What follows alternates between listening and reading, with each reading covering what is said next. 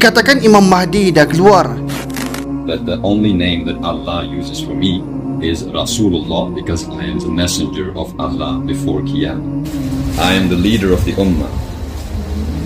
I am here to unite the Ummah. I am not here to cause any corruption. I am only one who recites the word of God.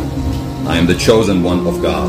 There will be no world leader other than Rasulullah himself, and that is me for you.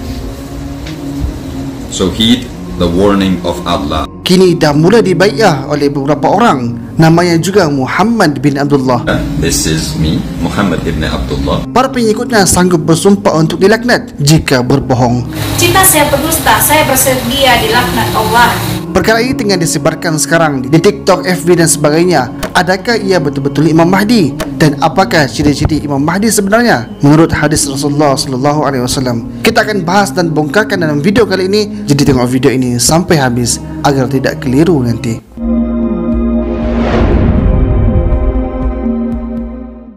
Assalamualaikum warahmatullahi wabarakatuh. Sahabat semua, apa khabar? Semoga sehat selalu dan diberikan kebaikan dunia dan akhirat. Pertama sekali sahabat semua, jangan komen dulu ataupun kecam sebelum tengok video ini sampai habis, kerana kita akan bagi kesimpulan pada akhir video. Sahabat semua, sebelum ini bertahun-tahun silih berganti wujudnya satu persatu orang yang mengaku sebagai Imam Mahdi. I took pledge allegiance to Muhammad Qasim. Muhammad Qasim is the Imam Mahdi. Al-Mahdi Rasulullah Isa bin Maryam. Kami selaku Ratu Adil Imam Mahdi to reveal you some truth which Allah has sent me. I myself is Imam Mahdi. Al-Mahdi Imam Muhammad bin Hasan Al-Askari dan Mahdi kedua Aba As-Sadiq. Ada yang dah meninggal dah dan ada yang dah tua sekarang. Bahkan sampai dekat Malaysia pun ada seorang pemimpin tu pun dikaitkan dengan Imam Mahdi. Kata Anwar Imam Mahdi. Okey, nak bagi tahu orang yang baik-baik akan menyokong pada Imam Mahdi. Tak salah kalau kau orang nak kaitkan Anwar Ibrahim Imam Mahdi. Al-Arqam JSB pun dikaitkan dengan Imam Mahdi. Dan perkara ini akan terus menerus wujudnya orang-orang yang akan mengaku sebagai Imam Mahdi. Sebagaimana baru-baru ini beredar pula video beberapa orang yang dah pun berbai'ah kepada Imam Mahdi. Sebabnya dia mengaku sebagai Imam Mahdi dengan wajahnya yang tampan tinggi, membuatkan ramai orang yang tertarik. I would like to say to people that the only name that Allah uses for me is Rasulullah, because I am the messenger of Allah before Qiyamah. Whoever denies me is a kafir. Whoever denies me is a follower of Dajjal. I am sent to you from Allah to clear the fitna of Dajjal from earth and unite the Ummah. This is our messenger who is reciting to you our word. Be warned, human beings. This is our direct word. This is Kalimullah, the word of Allah. This is Ruhullah, the spirit of Allah. This is Rasulullah, and we have shown him in our dreams to him that he is the coming Messiah, Isa. And this is a warning to all of you. I am the leader of the Ummah. I am here to unite the Ummah. I am not here to cause any corruption. I am only one who recites the word of God. I am the chosen one of God. The entire Ummah must submit to Allah and His Messenger. In Surah Al-Imran, verse 179, that Allah chooses whomever He wills of His messengers, Rusul, Rasul, and whoever denies the messengers of Allah is certain to abide in hellfire eternally.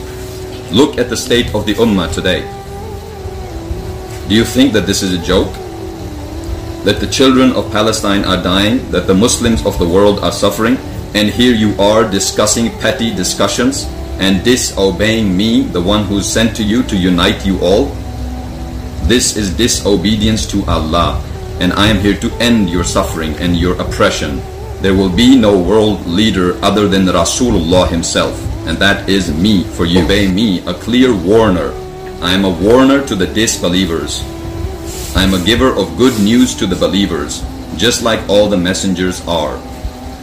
This is only one who recites our words to you, humanity. And you have been often neglectant towards our messenger, and you ridicule them, and therefore hell will be deserving of you. But the believers, only they will have the paradise. So heed the warning. I am not in any way fearful or apprehensive of the disbelievers. I will return to my Lord Allah in the end. and I am the strongest and the best believer amongst you. My name is not Muhammad ibn Abdullah for no reason, because the name of the messenger of Allah is Muhammad ibn Abdullah, and I am Rasulullah. Deliver this message to all of mankind, and let the ulama challenge me and be destroyed. InsyaAllah. Assalamualaikum. Dan yang baik ini pula ada daripada pelbagai negara. Dia juga digelar sebagai Khalifatullah Imam Mahdi ataupun namanya Muhammad bin Abdullah. Dikatakan lelaki ini telah bermimpi menerima wahyu ataupun suruhan untuk mengisytiharkan dirinya adalah pemimpin akhir zaman sebagaimana yang dia ungkapkan. Untuk pengetahuan sahabat semua, tahun 2024 ni juga adalah tahun genaplah 100 tahun dunia Islam tanpa khilafah, tanpa ada satu pemimpin yang mana umat Islam bersatu di bawahnya. Dan memang tidak dinafikan umat Islam hari ini dahagakan seorang pemimpin yang betul-betul berpengaruh, tegas dan boleh membimbing umat Islam. Dan sebenarnya memang setiap 100 tahun akan wujudnya mujaddid yang baru yang akan menetapkan kedudukan Islam agar sentiasa berada di jalan yang lurus. Jadinya pemimpin yang berani dan tegas wujud seperti Abu Ubaidah di Bumi Al-Aqsa, Yasin Anwar yang baru-baru ni dah syahid, dan pemimpin yang lain, sehingga lelaki ini juga berdiri untuk mengatakan yang dia adalah seorang pemimpin yang akan membawa umat ini di akhir zaman. Sebenarnya sahabat semua, lelaki ini dikatakan adalah rentetan daripada mimpi Muhammad Qasim, kerana lelaki yang dalam mimpi Muhammad Qasim itu adalah dia adalah Imam Mahdi yang sebenarnya yang akan memimpin umat, kerana apa yang dia mimpi juga sama dan ada kaitan dengan Imam Mahdi. Sebab itulah dia betul-betul yakin dan percaya bahawa dia adalah Imam Mahdi dan penyambung Rasulullah. Dan dia juga mendakwa seperti itu. Sebagaimana kita boleh lihat juga video mereka bersama-sama dengan Muhammad Qasim dalam beberapa pertemuan. Sahabat semua, kalau Muhammad Qasim ni dia mendakwa bermimpi berjumpa Allah dan juga berjumpa dengan Rasulullah ratusan kali. Tetapi dalam dia menceritakan mimpi tersebut, dia tidak lagi pula mendakwa yang dirinya adalah Imam Mahdi. Meskipun dalam mimpi itu dia disandarkan sebagai Imam Mahdi. Walau bagaimanapun dia telah pun dibai'ah oleh orang-orang sebelum ini. Ramai percaya yang dia adalah Al-Mahdi. You openly say Muhammad Qasim is the Mahdi. Is he the Mahdi? Yes. Has he told you to say that? No. What does he think about that? I don't think he knows that I'm saying that he's the Mahdi. What would he think if he did know that you were saying that he is the Mahdi? I think he'd be upset with me. But I'm not here to please him. I'm here to please my Lord and his Nabi. I'm here to do the Dan hasilnya tak juga jadi-jadi. Kalau korang tidak percaya, boleh baca dekat komen nanti. Akan ada pengikutnya yang komen. Jadinya segala mimpi daripada Muhammad Qasim ni dikaitkan ataupun diklaim oleh lelaki ini. Ditambah lagi wujudnya penyokong-penyokong daripada Indonesia yang bernama Ruqayyah. Assalamualaikum warahmatullahi wabarakatuh. Masya Allah, mimpi saya terjadi. Saya bersama Nabi Muhammad di sini. Nabi Muhammad berdiri di sini dan Nabi Muhammad berkata, disinilah Muhammad bin Abdullah berdiri dengan umat-umat. Dan ternyata mimpi saya terjadi. Masya Allah, tabarakallah. Yang mengatakan mimpi yang sama, iaitu hadirnya Imam Mahdi. Dia juga mengatakan dia mendapat wahyu terus daripada Allah dan Rasul. Terjadi dan dia datang ke sini untuk menghadiri mubahalah. Mubahalah itu bersumpah atas kebenaran. Saya bermimpi Nabi Muhammad, saya mendapatkan petunjuk dari Allah Subhanahu wa taala, dan saya dikaitkan Allah dengan mimpi Said Muhammad Qasim.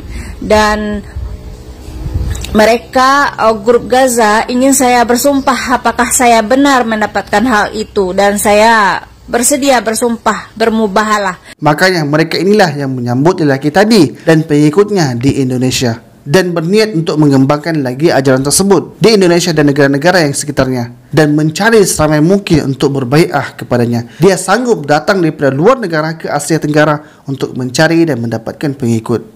Sahabat semua, sebenarnya lelaki tampan itu nama betulnya, nama aslinya bukanlah Muhammad bin Abdullah, tetapi namanya ialah Osman bin Ahnaf. Dan dia juga bukanlah keturunan Arab, sebaliknya berasal daripada Pakistan dan membesar di beberapa negara. Dia lebih fasih berbahasa Urdu daripada bahasa Arab. इन काफिरों से जो आपको तंग कर रहे हैं फिलहाल, और जो आपके आसपास लोग हैं, उनका कोई मकसद नहीं है आपको सपोर्ट करना, जो आपको सिर्फ मैनिपुलेट कर रहे हैं. Dan saya tidak pasti pula kalau dia boleh berbahasa Arab, sebabnya dia bercakap menggunakan bahasa Urdu dan English. Dan dia ada seorang pengikut yang setia, iaitu lelaki yang berada bersamanya selalu. Dia inilah yang banyak mengatur perjalanan gerakan mereka. Yang kedua pula, wanita yang mendakwa mimpi Rasulullah dan mendakwa menerima wahyu itu, nama sebenarnya bukanlah Ruqayyah binti Muhammad, tetapi nama aslinya ialah Susilawati. Aku Ruqayyah binti Muhammad, atau aku Susilawati binti Lutfi Raja Adil, bersumpah kepada kalian semua yang tertera di bawah ini, Nasar bin Abid dan keluarga, istri dan anak-anak. Sebelum ini dia aktif buat video mengenai makanan. Minta ini kalau di kampung kok namanya roti pawa, kayak roti. Tetapi tahun ini dia dah memakai nikab dan bercakap mengenai wahyu apa yang dia dapat daripada mimpi. Masya Allah, mimpi saya terjadi. Saya bersama Nabi Muhammad di sini. Nabi Muhammad Dia jadikan mimpinya sebagai dalil. Sahabat semua, awalnya bila kita dengar apa yang mereka cakap dengan dakwaan, nama dan mimpi mereka, maka orang-orang yang kurang ilmu pengetahuan ni dia akan mudah terpengaruh. Ditambah lagi dengan wajah yang tampan tu, memang terkesima. Tetapi di sisi yang lain, terdapat beberapa perkara yang agak ekstrim dan menyimpang daripada apa yang mereka bawa ni. Pertama sekali, sesiapa yang tidak berbai'ah dan tidak percaya kepada lelaki Osman ni, maka dia kafir. Is Rasulullah because I am the messenger of Allah before Qiyamah. Whoever denies me is a kafir. Ini adalah satu statement yang berat. Sedangkan dia tu siapa? Nama, keturunan dan apa yang dia dakwa itu jauh sebenarnya daripada kriteria Imam Mahdi. Yang kedua, lelaki ini dan juga wanita tadi ikut-ikut seperti Muhammad Qasim, iaitu bermimpi berjumpa Allah dengan Rasul dalam mimpi, sehinggalah mereka mendakwa bahawa mereka itulah Imam Mahdi dan mendapat perintah untuk mengisytiharkannya, memviralkannya. Bahkan yang buruknya, mereka menjadikan mimpi mereka sebagai dalil atas setiap sesuatu yang mereka lakukan, menjadikan mimpi mereka itu sebagai wahyu daripada Allah. Sedangkan wahyu itu diberikan hanya kepada Nabi dan Rasul sahaja. Sebelum ni, Rasul Melayu pun pernah mendakwa menerima wahyu, tetapi itu selepas mereka mengambil barang. Macam mana Nabi Muhammad ni ke langit, kita pun boleh naik ke langit. Tapi syarat, ada syarat. Dia ada pakai jaket. Lepas tu, sebelum pakai jaket tu, dia kena isap. Boleh tak? Kena isapkan jawab.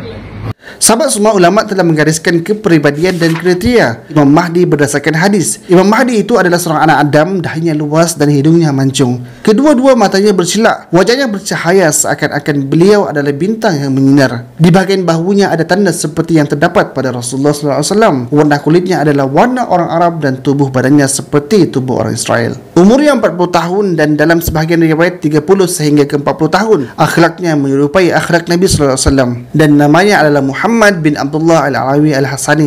Dan mengenai kelahiran Imam Mahdi ini pula, pendapat yang paling tepat dan sahih yang diriwayatkan daripada Abu Nuaim ialah Al-Mahdi dilahirkan di Madinah. Jadinya nama Imam Mahdi itu sememangnya ialah Muhammad bin Abdullah, tanpa menggunakan nama samaran, tanpa ada nama yang lain, bahkan bukan lahir di Pakistan. Dan ada hadis Nabi yang tidak sesuai dan belum lagi berlaku ketika Imam Mahdi dibai'ah, dengan maksud iaitu umat Islam berikrar taat setia kepada kepimpinan Imam Mahdi. Sebagaimana hadis daripada Ummul Mukminin Ummu Salamah, beliau mendengar Rasulullah SAW bersabda, akan ada perselisihan ketika kewafatan seorang khalifah. Kemudian seorang lelaki Bani Hashim akan keluar mendatangi kota Mekah. Maka orang ramai mengeluarkannya daripada rumahnya seakan ia tidak suka akan hal demikian. Kemudian mereka membai'ahnya di antara rukun Hajarul Aswad dan Makam Ibrahim. Dipersiapkan pasukan daripada Syam untuk menentangnya. Sehingga apabila mereka sampai di Baidah, mereka tentera daripada Syam itu ditenggelamkan dalam bumi. Beliau lalu didatangi oleh ahli daripada Iraq dan para tokoh daripada Syam. Kemudian muncul seorang musuh di Syam, mengumpulkan bapa saudaranya daripada suku bangkit menentang beliau dengan mempersiapkan pasukan melawannya. Mereka dihancurkan Allah dan bencana kekalahan atas mereka.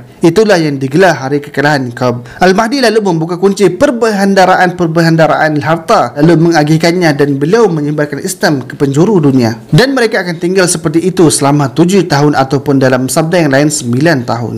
Juga dalam hadis tersebut yang selalu disebutkan adalah Syam, bukannya Pakistan. Sebagaimana hadis Nabi SAW yang bermaksud akan senantiasa ada sekelompok umatku yang menegakkan agama Allah. Orang-orang yang memusuhi mereka maupun tidak mahu mendukung mereka sama sekali tidak akan mampu menimpakan bahaya terhadap mereka. Demikianlah keadaannya sampai akhirnya datang urusan Allah.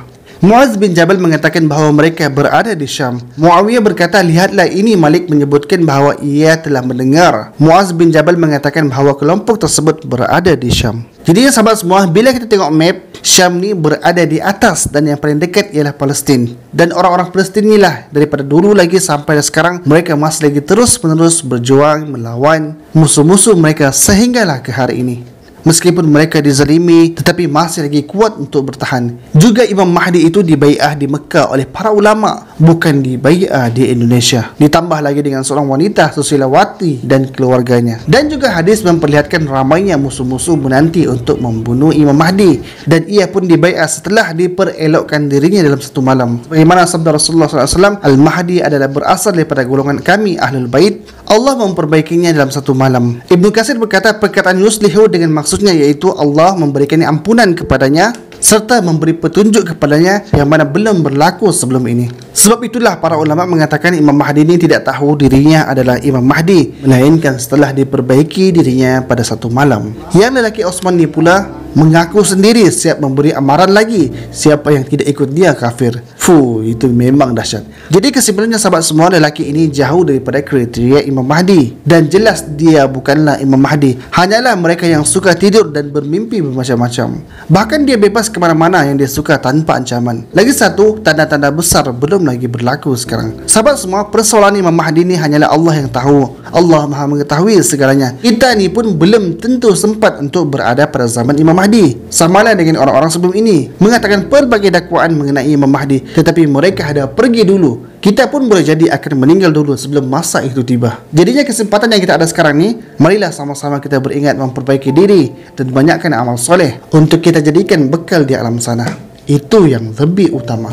Jadi cukup sekedar itu sahaja. Jika video ini bermanfaat, share sekarang. Assalamualaikum warahmatullahi wabarakatuh.